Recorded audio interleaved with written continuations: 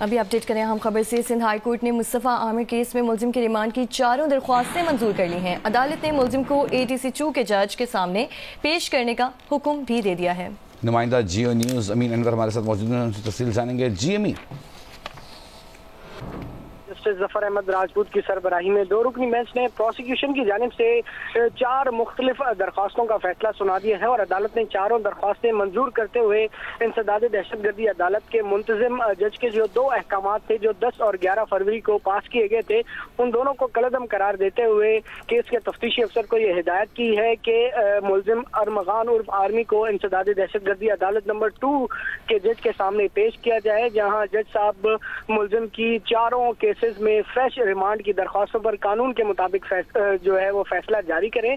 अदालत ने अपने मुख्तसर हुक्मनामे में ये भी कहा है कि इसकी इन 4 दरख्वास्तें मंजूर करने की जो तफसीली वजूहात हैं वो बाद में जारी की जाएंगी। तमाम अभी मुख्तसर फैसला सुनाते हुए अदालत ने इंसदाद दहशतगर्दी अदालत के जो 10 और 11 फरवरी के अहकाम थे जिसमें मुलजिम को जुडिशल रिमांड पर जेल भेजने का हुक्म दिया गया था, वो कलअदम करा दिए हैं और मुलजिम को इंसदाद दहशतगर्दी अदालत नंबर 2 के जज के सामने पेश करने की हिदायत की है। बहुत शुक्रिया आपका अमीन अनवर, हमें तफसील से आगाह कर रहे थे।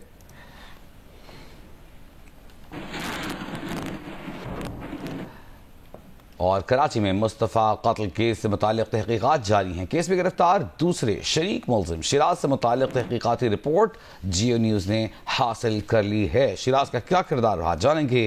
काशिफ मुश्ताक जियो न्यूज़ के नुमाइंदे हमारे साथ मौजूद हैं। काशिफ बताइएगा, बताया जा रहा है कि शिराज उस कमरे में मौजूद था जिस वक्त अरमगान ने मुस्तफ़ा को गोली मारी।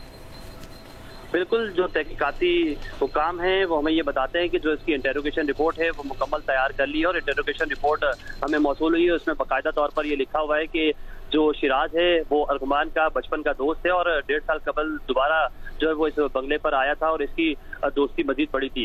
इस रिपोर्ट के अंदर ये इंकशाफ किया हुआ है कि इस घर के अंदर कॉल सेंटर बाकायदा चलता था, जिस कॉल सेंटर के अंदर 30 से 35 अफराद काम करते थे।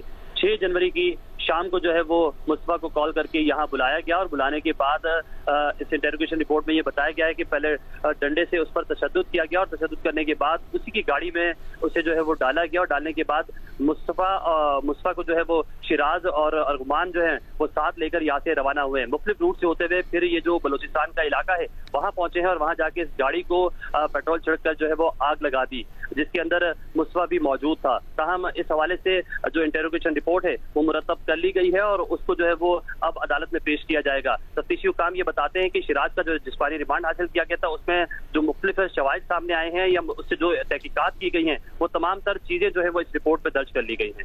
जी, बहुत शुक्रिया आपका।